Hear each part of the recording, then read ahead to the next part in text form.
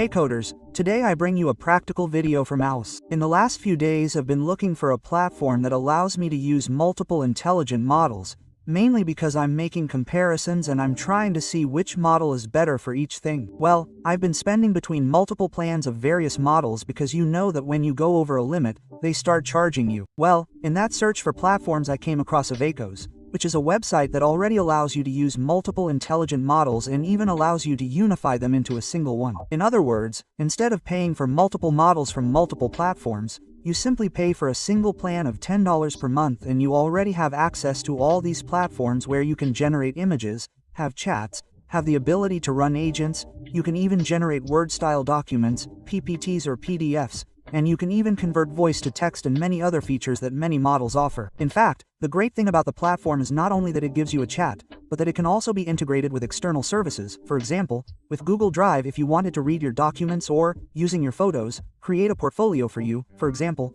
or it can also communicate with Slack or Microsoft Teams. So if you work within a team, within a company, instead of paying for multiple smart models, you can work with just one and have access to all those smart models that are popular today, such as GPT-4, Gemini, DeepSeek, Cloud and many others. But well, in short, what this platform offers us is to be able to include all those models in a single one. And the great thing is that we do not have to pay a very high amount. In fact, if you come here we have a plan that is designed for individuals and small teams where we charge $10 per user per month. Well, this means that instead of paying $20 for ChatGPT and another tool that the vast majority charge around $1, with possibly $10 we can already access all those APIs. And well, what has caught my attention the most is not only the use that you can exchange between models, but that it has something very interesting called route. But I will explain it to you in practice. And well, from there you can log in multiple ways. In my case, I have my account with Google, so we will start from there. And well, this is the Abacus interface. In fact, you can change between light mode and dark mode. But well, let's start with the most basic.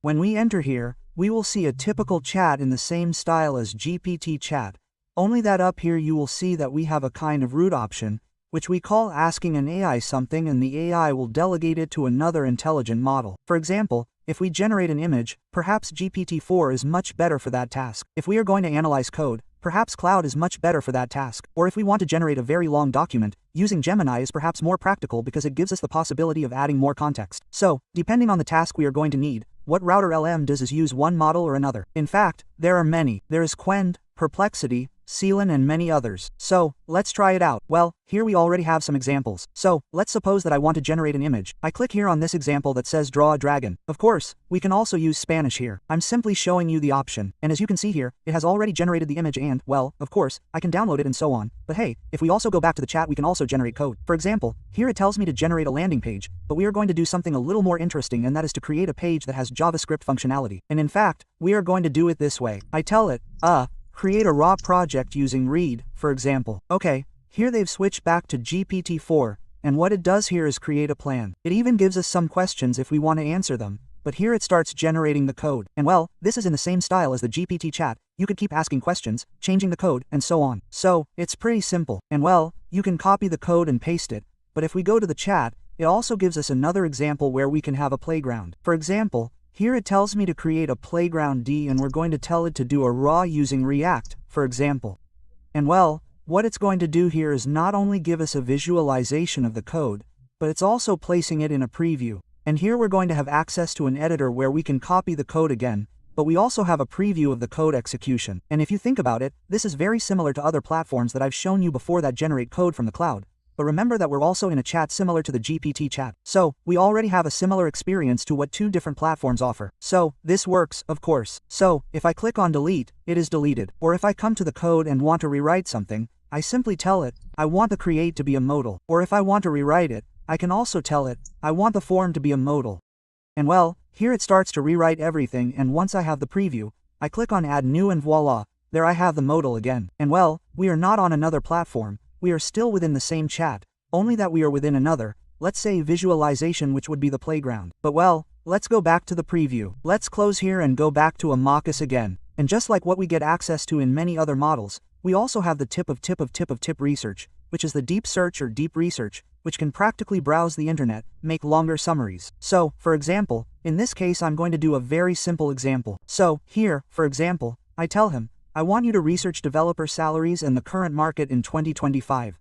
And well, before doing so, he's working on a plan, okay? And from there, once he's developed his plan, he starts researching, that is, he starts searching the internet, gathering several articles, summarizing them, and then he starts giving us the result. And well, this is what many chats do these days, where they try to be able to give a much more elaborate summary with more current information or information that tends to be much more extensive. Obviously, this always takes time. And well, as you know, when it comes to deep research, this involves browsing multiple sites and so on. So this starts to load, but well, it works the same way in all chats. In fact, something different it does here is that it shows us how the origin of this form, opens a panel on the right and shows us the summary of how deep research is done. And well, here it processes it again with root fill and again starts searching now with the term average salaries in 2025, starts browsing multiple pages and so on. And well, it seems to have finished here.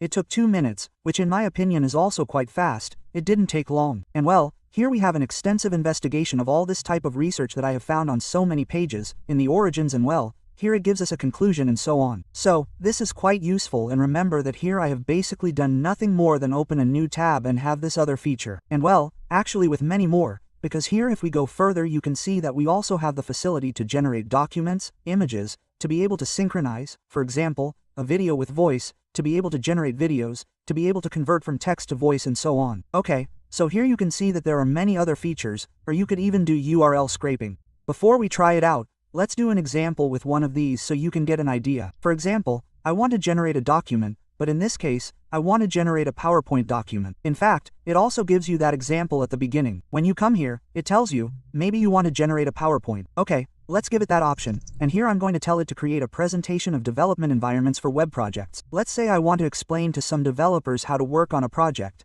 and I want to talk to them about the production environment, about staging, development, and testing. Well, what it does here is first give them a summary of what's going to be included. Let's say I've already reviewed it. I can tell it, no, this doesn't work or this does, but we're going to tell it to continue. Okay, here what it does is start searching the web. It starts seeing some results to fill in the data, and in this case I haven't seen which one it has delegated it to. In fact, the one that was using it is the LM router itself. But well, here it is even trying to see the web search tasks, searching for the results, analyzing them, and from there it is creating what would be all, let's say, the summary of information. So here below if we scroll down a bit you can see that there are slides 1, 2 and 3.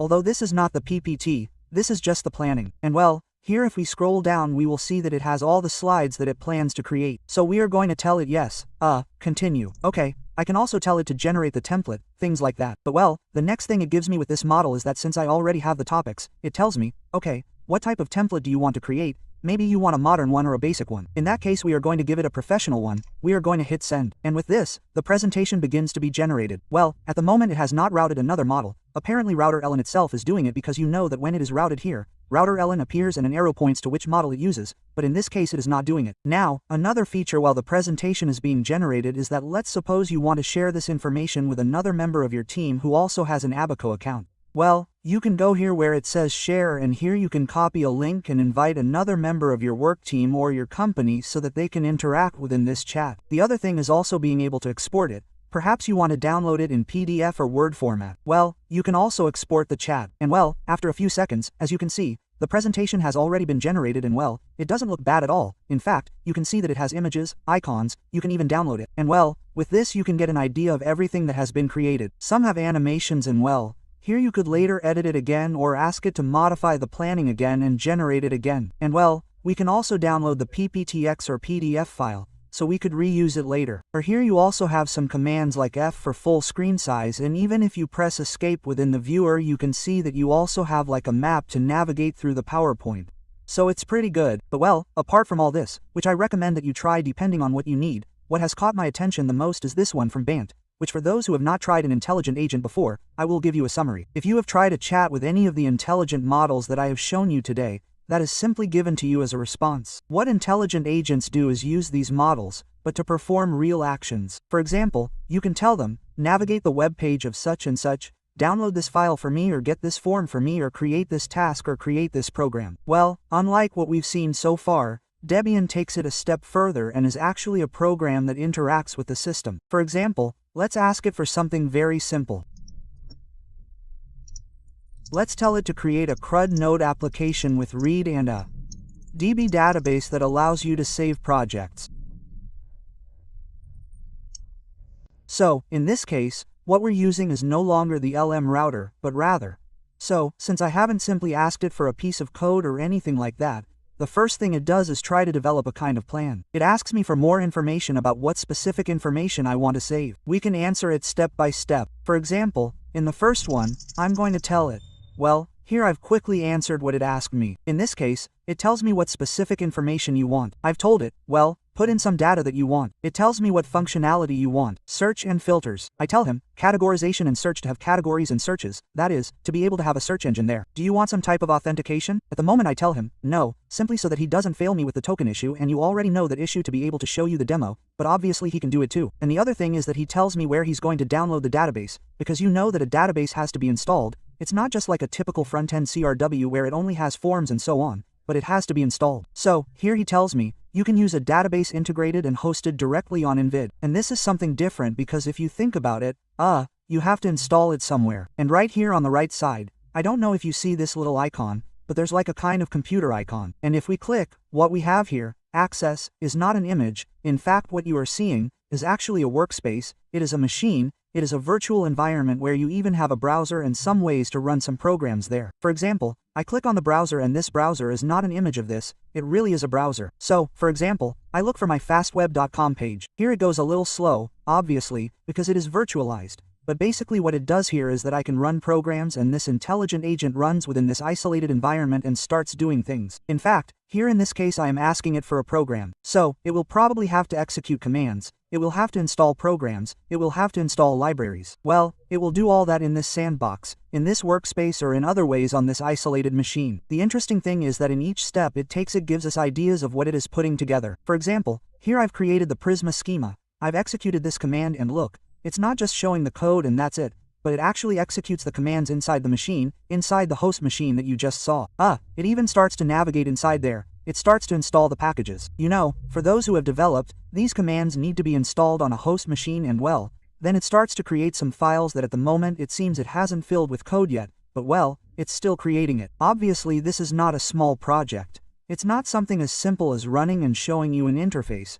But here it's installing programs and installing packages. So, here, well, I've given it a resume stream or it continues streaming. And well, can you see that it's already filling it with code read with chat? 100, it's creating folders of folders. Okay, here we also have a deploy button that is not activated yet because it has not finished generating the project. But with this you can already get an idea that, let's say, it is not only generating a project now, but it will iterate again. That is, if it finds an error again, it will continue altering files and so on. This is practically an intelligent agent, okay? In practice. So, and of course, here you do not see it doing anything, but the program itself is running. This is not within this environment, so it not only installs the programs, but it can also interact with the browser, it can launch it and so on. In fact, we are going to click on resume stream to see. Here, for example, it has deleted a file that it does not use, it is executing it and look, it has already finished executing it on port 3000. It tells me that it is ready in 2 seconds. Here it also seems to be verifying the accessibility of the app. You have those commands to be able to see them in screen readers or additional tags. Okay, so finally he does a test by sending a cruel request to the project to see if it responds with a 200 code and everything goes well. Look, I'm not touching anything, but he's entering the page and has actually opened the web. It's going to appear as if I made a cut or something like that.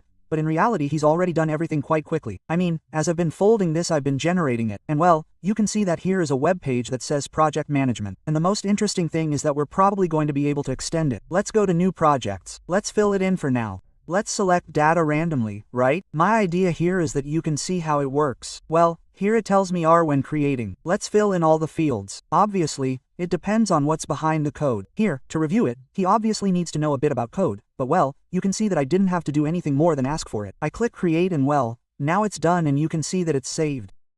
Sure, it's not just that, but it keeps iterating and it even keeps working with the connection that's inside. Look, if I come to the application, let's minimize it here and you probably want to open a terminal, you'll see that we're in a Linux environment. So, from here, we could interact with the application, either with the console or with the browser, because what he's executed here, for example, this command here is a system command. So, I can go and paste it, and of course, here I can execute system commands. So, for example, I can see the PS and here are the processes that are running and that's how I can interact with it. Or the other way is that I don't necessarily have to open that browser inside the machine, but here it also tells me, okay, if you want, you can open the browser and it opens directly on the local host. In fact, we're going to give the stream summary there. And you can see that it also gives a preview of the web from inside the page. And remember, I don't have an application installed or anything like that. Everything is done from the browser. So, from here, I could continue editing the code. I could continue, obviously, reading the code from the database. You can even see here that it says code, where the code editor is with the project. Here everything is nested. It's a Next.js project. Okay, here you can see the Next config and the database. We also have access to the table. This is something different. In fact, usually, if you have tried other types of services that do this, they don't use their own database, but they connect to a service like Firebase, Supas. Well, in this case it does have a real database, and this is really another approach. And of course, here we are in a preview, but it also has the deploy. So, if we click on deploy here, it tells us, okay, give it a name, let's call it Fast Project. Let's click deploy and it tells me it's deployed successfully and gives me a URL, meaning the project is now deployed, and you know I've been in a chat, and while I've been talking to you this has been created. So, let's open a new tab, and look, Fast Project Dacus doesn't actually have dark mode. This is for my extension, but anyway, this is the application, and, of course, this is obviously hosted, but at the beginning it told us that it's preferable for us to look for an additional database, because, well, this is being hosted within their own service. So, you're probably going to have to do a few more steps, but it's not bad at all. In fact, the interface that's been generated, and again, this is not a demo. If I open an incognito tab, you can see that here is the project generated and executed. So, here I can fill it out much faster because this is my own browser itself, and well, I just click create and there it is. Then I can also delete it, remove it, and that's it. Okay, so I didn't value myself very much in creating a project, and well, this is what has caught my attention the most, this isolated environment, because I have seen many interesting examples using this feature. For example, there are people who do web scraping to give them an idea. The Deb has created a project. Let's go back to the Deb at the beginning and I can tell them, for example, go to fastweb.com and book a consultation. And of course, if you ask this in a regular chat, obviously they won't do it because they will only respond, no, I don't have access, or I can't do those tasks, I don't have access to the system. But in this case, that is an agent who tells you, okay, what type of advice do you need? I tell them, do whatever you think is best. I could have also detailed one. Yes, I want this type of advice. 2, yes, at this time. 3, and so on. The thing is that I want to give them a faster demo. So, the first thing Bagan does is think about what's here. And from there, he creates a plan. So he tells me, I'm going to navigate within the site. I'm going to explore the options and see if I can book on that website. So this is where another interesting part comes in. As you can see, the chat goes to the left, and on the right he starts to enter my website automatically in the same style of scraping. But remember that I haven't written any code, I've simply asked people to do it. So, he's opening the browser, he's going to analyze the code a little bit, and he's probably going to navigate to the consulting tab on his own, and he's going to try to book it. So, you can see that he's entered the consulting tab, and of course, you can see that he's already clicked on the button to book. Even here next to it, you can see that it says computer action, as if it's giving you a summary of what it's doing. Here, he already clicked within one of the days, probably going to this is my real website. By the way, this is not a demo or something like that, this is actually the real website. So, that can already give you an idea that perhaps many of the users that you may have on your websites, not all of them are going to be human, there are also many bots. And with this AI and the way of being able to analyze code and execute actions, it is also possible that someone fills it out. So, look, for example, here is an example. The user Carlos Mendoza is filling it out and so on. Obviously, he will not be able to reserve it because this requires that you pay for it.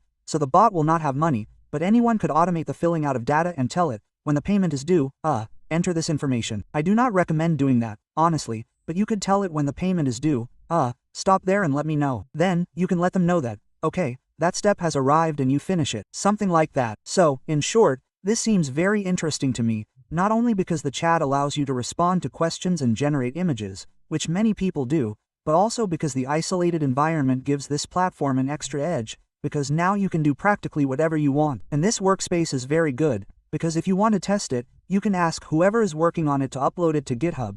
You can work on it in pairs, and it's like having another machine with another person working there, and you, on your host machine, minimize the browser and you're already on your own machine. So, this is something that has much more value, I think, and it's what I like the most about this platform. Anyway, this is the most basic thing I've tried on the platform. I'm going to investigate a little bit more about what it does.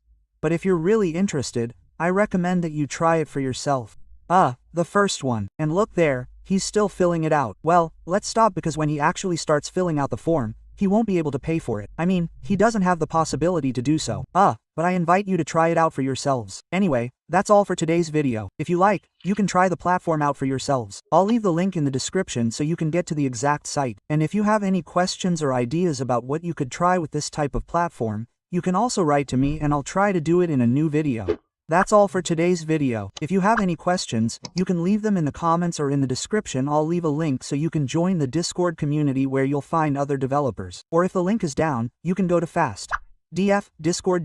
Discord to access it more quickly. Here's my Twitter, where I usually share some interesting development and programming resources in general, my Instagram, where I share some short news every day, TikTok, where I share short and informative videos, and my main channel, where I share opinions and news about new trends. I also leave my website, where you can book personalized consultations. Thanks for watching and I'll see you in the next video.